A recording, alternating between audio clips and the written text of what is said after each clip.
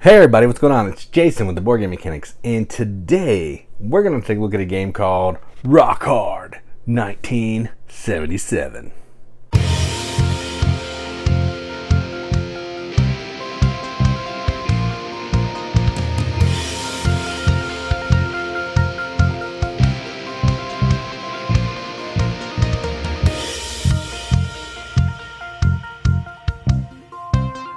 Rock Hard 1977 is a game published by DeVere, designed by Jackie Fox.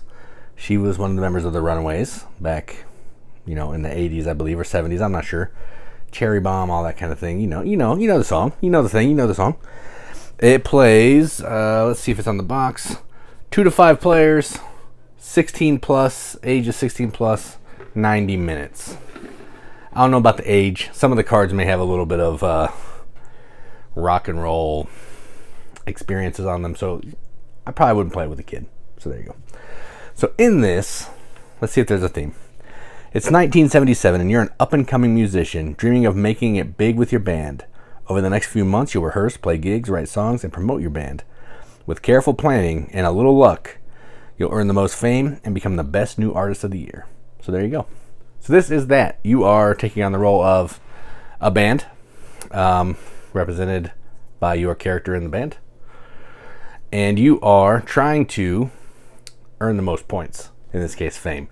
And you're going to do that through worker placement style, go to different locations, take certain actions. You have to increase your stats in order to take certain actions. You might go to hanging out. There's certain times of day that you can do certain things. You also have to work your job because you've got to have money to, do your rock and roll fantasy. I'll talk more about that later. But yeah, that's it. Worker placement game where you're trying to be the best musician / band you can be to earn the most points. There you go. So if you want to see how that works, you can click the link in the video description and I'll play through, I think 2 or 3 rounds and you can see how it works. But if you don't care about that, stick around here and we'll take a look at the components.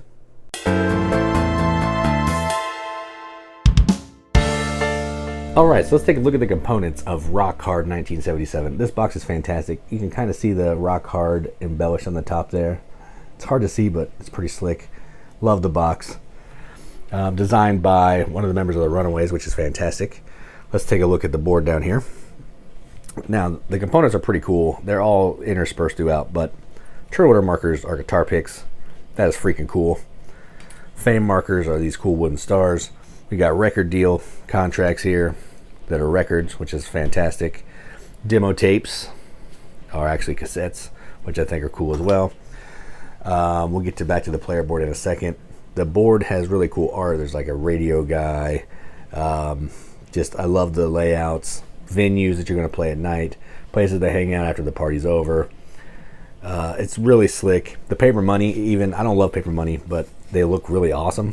Like some of them even have like art on them. Like people doodling on them. This one's got lipstick. I think that's cool. You don't really use the money a ton, so it's kind of not that big a deal. The player aid is fantastic. Tells you where you're going to do there, and on the other side, all the icons, should you need to have that.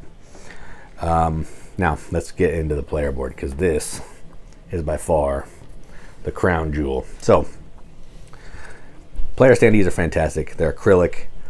Everybody has their own base there that you can snap.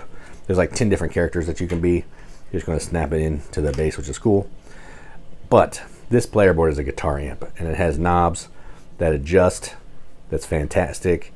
It's got like this slider here for royalties. It's got a switch to turn it on, but it's referencing your low blood sugar. That's so good. I mean, it's a fantastic player board. Super thematic, and as far as components go, this is the highlight, 100%. But overall, I don't have any issues with the components. They look great. The cardboard's really nice and thick. The cards are nice quality. Yes to linen finish, I believe. But they're real nice. They're easy to shuffle. You don't really handle them a ton, so it's not that big a deal. But yeah, I think the components are fantastic. This right here makes it for me. So yeah, those are the components for Rock Hard 1977. Let's go up and see what we think about the game.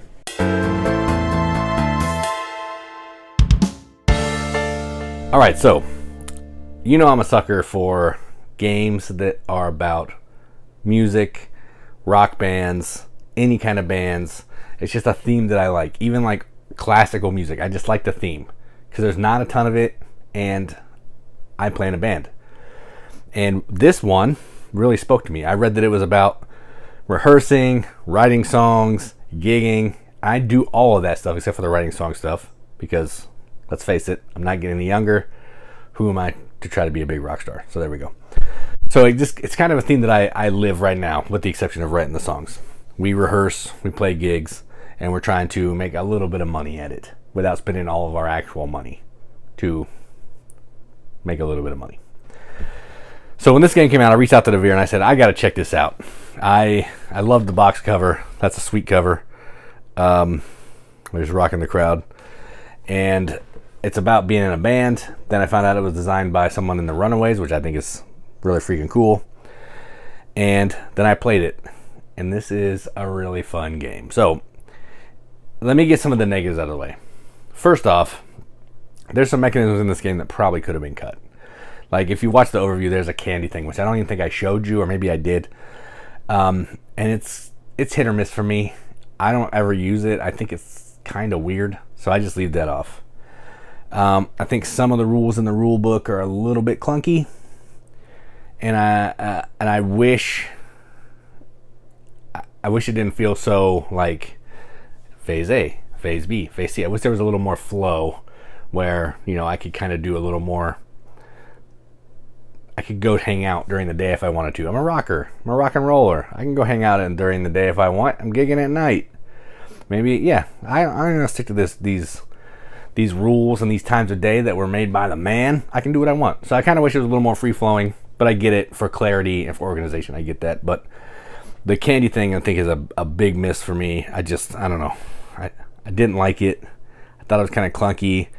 The whole switching to the low blood sugar thing it didn't go with the theme to me. I didn't enjoy it. So that's a part that I would have just ejected into outer space. But aside from that, not being able to do any action that I want whenever I want to. But other games do that as well. I just going with the nature and the vibe of the theme. I feel like as a true rock and roller, maybe I want to go hang out in the middle of the day at my buddy's house and drink. Or, you know, maybe in the morning, I want to go play a gig. We've played some gigs in the morning. So it's just been nice to maybe, I don't know, have some cards. There are some instances where you can break those rules, but I just would have liked it. Maybe the board could be whatever I want. I can do things whenever I want to. That would have been kind of my ideal setup. But in spite of those two things, this is a really fun game. I'll gladly play this anytime. I love the cards here in the Hangouts. They give you like crazy things that go on. So this is backstage. You meet someone who loves you, leaves you hot and bothered and confused. You can do certain things or you can do other certain things. And depending on what you pick, changes your stats. You get a phone number from a hot fan. Try for 2. So just stuff like that. Just rock and roll stuff that would probably happen at a band that's up and coming, writing their own gigs, playing at these CD dive bars. I think that's cool. It's dripping theme. I love the art. I love the 70s vibe. I love the player board that's like an amp. Check out, you saw that in the components. I love everything about this game except for the stupid candy. I don't like that.